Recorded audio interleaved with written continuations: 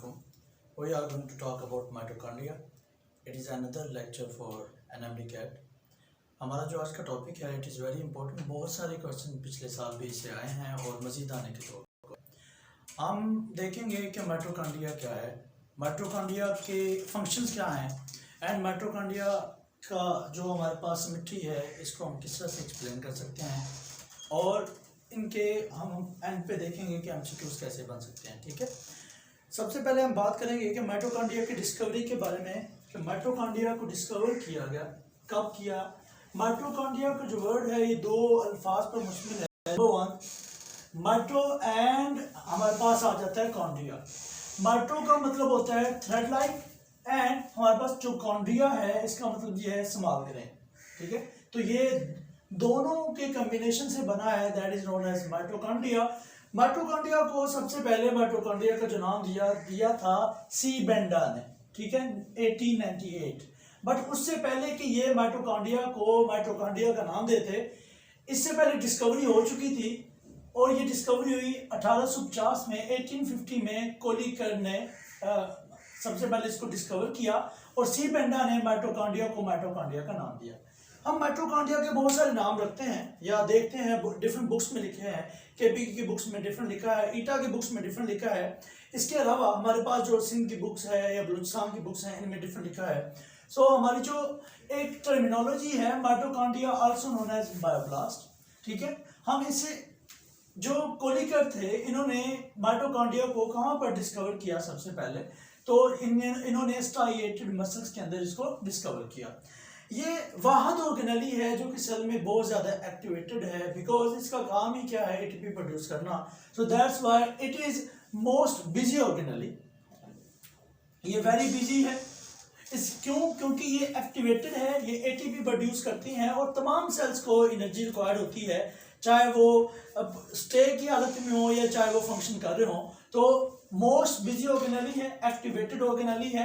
इसे हम furnace of the cell भी कहते हैं, इसे हम power house of the cell भी कहते हैं. ठीक है, इसके अलावा अगर हम बात करें तो ये अर्लीस्ट नॉन ऑर्गेनेली है.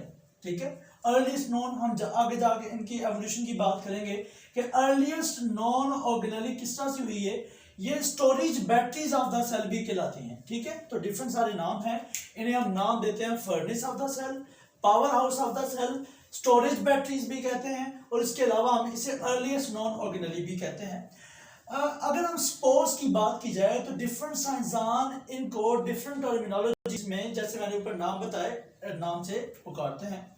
इनको एक और स्पोर्स किया जाता है, दीज आर ऑर्गेनिज्म. ठीक है, हम आगे जाके देखेंगे कि एवोल्यूशन के प्रोसेस में ये किस तरह से ऑर्गेनिज्म इन ऑर्गेनिज्म कहलाते हैं. ठीक है, हाइपोथेसिस की बात की जाए तो इनकी ओरिजिनेशन या इनकी फॉर्मेशन के लिए जो हमारे पास दो हाइपोथेसिस आते हैं. नंबर वन आता है मेम्ब्रेन इन्वेजिनेशन हाइपोथेसिस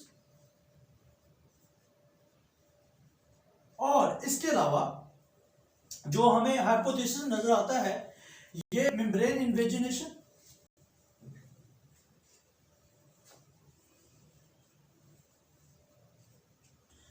एक और बात, हम इनको बायोप्लास्ट के नाम से भी जानते हैं, जैसे हमने ऊपर लिखा है बायोप्लास्ट. हम आगे जाके एक और बात करेंगे स्ट्रक्चर के अंदर कि हम इन्हें माइटोप्लास्ट भी कहते हैं. माइटोप्लास्ट क्यों कहते हैं ये हम आगे जाके आपके सामने डिस्क्राइब करेंगे. नंबर वन, हम देखते हैं कि सपोज इनको ऑर्गेनिज्म विद इन ऑर्गेनिज्म भी कहा जाता है बिकॉज हम जानते हैं कि जो पहले अर्लीस्ट नॉन बैक्टीरिया थे उन्होंने दूसरे जो अर्लीस्ट नॉन बैक्टीरिया थे उन्होंने अपनी स्पायरोचीट को इनगल्फ करना शुरू किया था.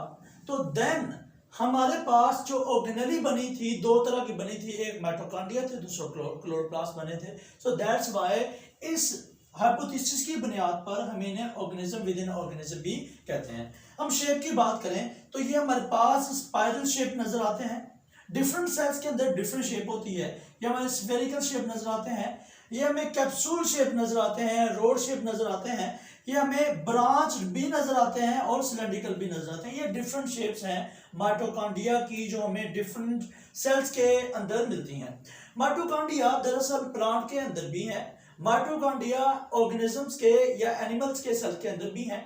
तो जो माइटोकॉन्ड्रिया के साइज की बात करें तो इनका जो जनरल साइज है, ये जनरल डायमीटर है, ये हमारे पास 1 माइक्रोमीटर होता है। ये वेरी इंपॉर्टेंट एमसीक्यूज है, ये पिछले सालों में आई हुई।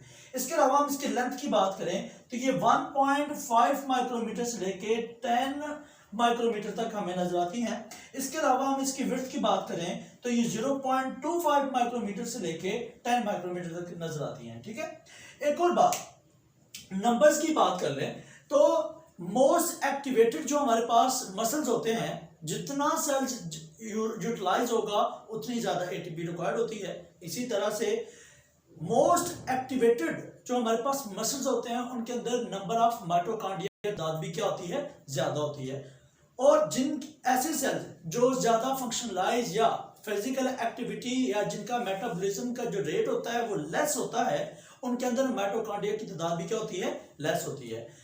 जितना ज्यादा एक्टिवेटेड सेल है, जितना ज्यादा हाई रेट है मेटाबॉलिज्म का, उतने नंबर ऑफ माइटोकॉन्ड्रिया क्या होते हैं, ज्यादा। और जितना कम मेटाबॉलिज्म रेट है या जितना स्लो लाइफ है, उतने ही नंबर ऑफ माइटोकॉन्ड्रिया क्या होते हैं, कम होते हैं। अब हम बात करते हैं स्ट्रक्चर की। हमें ये जो ऑर्गेनेली है, ये डबल मेम्ब्रेन बॉन्डेड ऑर्गेनेली नजर आती है, और हम आगे जाके देखेंगे डबल मेम्ब्रेन बॉन्डेड ऑर्गेनेली क्या है। ये हमारे पास जनरल स्ट्रक्चर है। Inner membrane and outer membrane, ये दो मेम्ब्रेन्स हैं। ये आपको एक ब्लू कलर की नजर आ रही है, और ये हमारे पास जिसे हमने नाम दिया है कि ये इनर मेम्ब्रेन है, और ये हमारे पास आउटर मेम्ब्रेन है। ये ब्लू वाली क्या है, इनर, और ये जो हमारे पास नजर आती है ये ब्लैक कलर की आपको आउटर मेम्ब्रेन नजर आ रही है। अब आपको इन दोनों मेम्ब्रेन के दरमियान स्पेस भी नजर आ रही है। अगर आप देखें तो दोनों मेम्ब्रेन के दरमियान में स्पेस नजर आती है। इन स्पेस को हम नाम देते हैं पेरीमाइटोकॉन्ड्रियल स्पेस भी कहते हैं। क्या कहते हैं इसे हम, पेरीमाइटोकॉन्ड्रियल स्पेस। अगली बात करते हैं हम, अगर इनर मेम्ब्रेन की तरफ जाएं, हमें जो आउटर मेम्ब्रेन नजर आती है इसके अंदर पोर्स नजर आते हैं। ठीक है, 1 2 3 ये हमें पोर नजर आते हैं। ये किस चीज के बने होते हैं, किस प्रोटीन के बने होते हैं, इन्हें हम नाम देते हैं पोरीन प्रोटीन। ठीक है, इसके अलावा अगर हम इनर मेम्ब्रेन पर जाएं तो ये हमें मोस्ट माइटोकॉन्ड्रिया के अंदर एम शेप नजर आती है, एम शेप। ये जो एम शेप नजर आया ये रफ है, स्मूथ नहीं है। जो हमें आउटर मोस्ट मेम्ब्रेन नजर आती है वो स्मूथ नजर आती है।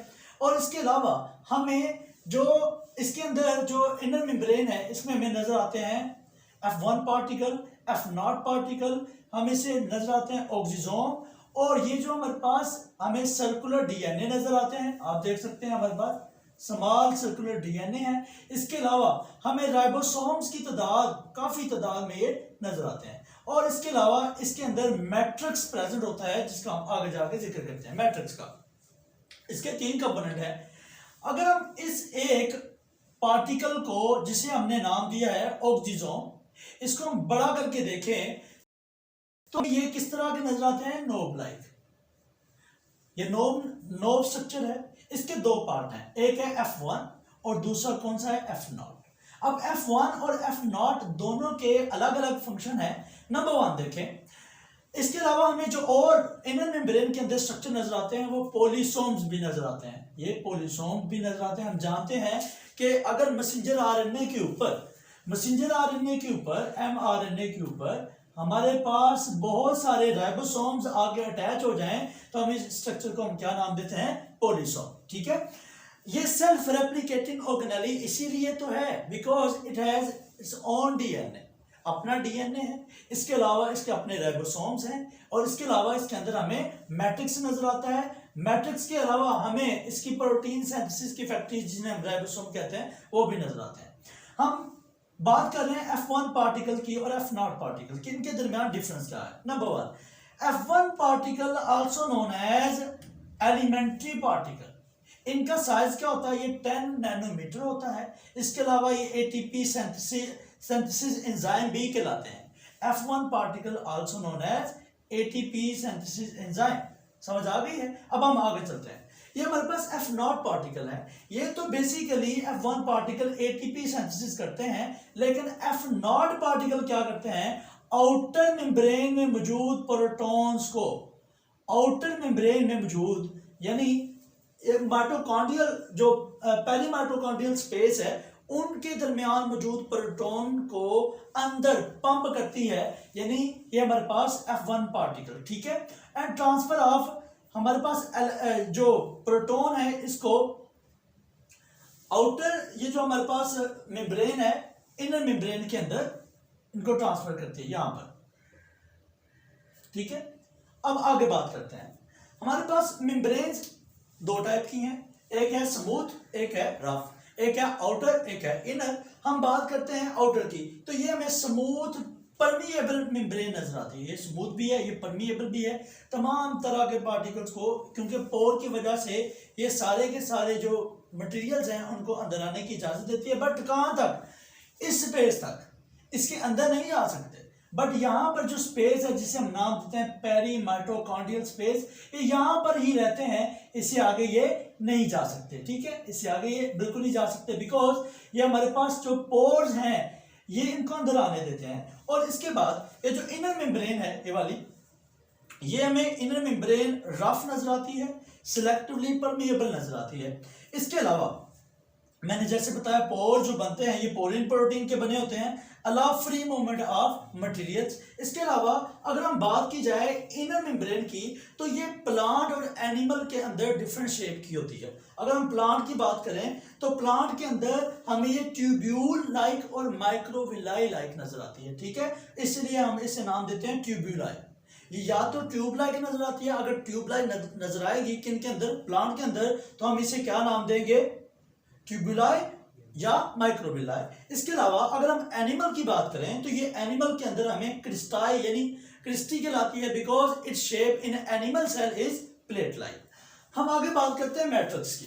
तो मैट्रिक्स हमारे पास जेली लाइक होता है। इसके अलावा ये सर्कुलर डीएनए, ये हमारे पास जो डीएनए 1 2 3 4, इसके अंदर सर्कुलर डीएनए होते हैं, और कितने होते हैं, 2 से लेके 10 नंबर है, वेरी इंपॉर्टेंट एमसीक्यूज। इसके अलावा हमारे पास राइबोसोम्स नजर आते हैं। राइबोसोम्स ये बेसिकली जो राइबोसोम होते हैं, it is just similar to prokaryotic cells, because prokaryotic cells के अंदर भी क्या कितने एस के नजर आते हैं, 70 एस के। इसके अलावा ये इसके अंदर इनऑर्गेनिक एंड ऑर्गेनिक साल्ट भी हमें नजर आते हैं माइटोकॉन्ड्रिया के मैट्रिक्स के अंदर। हम बात करें तो तमाम सेल्स के अंदर, तमाम जो सेल है ये एक सेलुलर ऑर्गेनेली है, तो तमाम सेल के अंदर जितने भी एंजाइम है उसका 70% हमें माइटोकॉन्ड्रिया के मैट्रिक्स में नजर आता है, यानी 70% total enzyme of the cell present only in matrix. तो अगर हम इसकी ओरिजिन के हिसाब से प्रोकैरियोटिक सेल के साथ सिमिलरिटी की बात करें तो सबसे पहले हमें यह नजर आता है कि इनके अंदर 70S हमारे पास राइबो यानी इनके पास राइबोसोम होते हैं, ठीक है। इसके अलावा इनके पास सर्कुलर डीएनए होता है, ठीक है। तो सिंगल सर्कुलेटेड डीएनए होता है, ठीक है, सर्कुलेटेड डीएनए होता है। इसके अलावा अगर हम बात करें तो ये सेल्फ रेप्लिकेटिंग है। सेल्फ क्या है, रेप्लिकेटिंग ऑर्गेनेली है।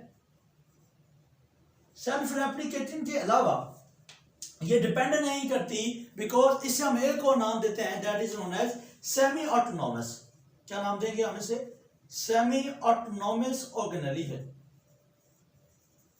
इसके अलावा अगर हम बात करें फंक्शन की, तो फंक्शन के हिसाब से ये भी वेरी वर्सटाइल है। जैसे हमने इनको नाम दिया, इट इज अ फर्नेस या power house of the cell, ठीक है। अगर हम इसे फर्नेस या power house of the cell कह रहे हैं तो ये क्या प्रोड्यूस करती है, एटीपी। तो किससे एटीपी प्रोड्यूस करेगी, फ्रॉम एडीपी एंड एएमपी। इनको कन्वर्ट करती है किसके अंदर, एडिनोसिन ट्राइफॉस्फेट के अंदर। इसके अलावा ये फास्फोराइलेशन के अंदर भी इन्वॉल्व है। तो फास्फोराइलेशन किस तरह से होती है, किन मॉलिक्यूल की होती है, FADH एंड NADH के मॉलिक्यूल की। इसके अलावा हमारे पास ये क्रेब्स साइकिल, इसके अंदर क्रेब्स साइकिल भी चलता है, TCA साइकिल भी चलता है। इसके अलावा फैटी एसिड मेटाबॉलिज्म भी होता है। एंड इसके अलावा हमें इसके एरोबिक रेस्पिरेशन के अंदर भी ये में इन्वॉल्व नजर आती है। इसका एक और फंक्शन है, it is help in vesiculogenesis के अंदर। What is a vesiculogenesis, it is a membrane वेटिलोजेनस योग फॉर्मेशन के अंदर नजर आता है। ये एब्सेंट होते हैं इन स्पर्म हेड के अंदर, बट ये प्रेजेंट होते हैं किनके अंदर, इन ओवा, ठीक है। एब्सेंट होते हैं। Mitochondria comes from all mother cells during coupling of gametes, तो ये हमें नजर आते हैं किनके अंदर,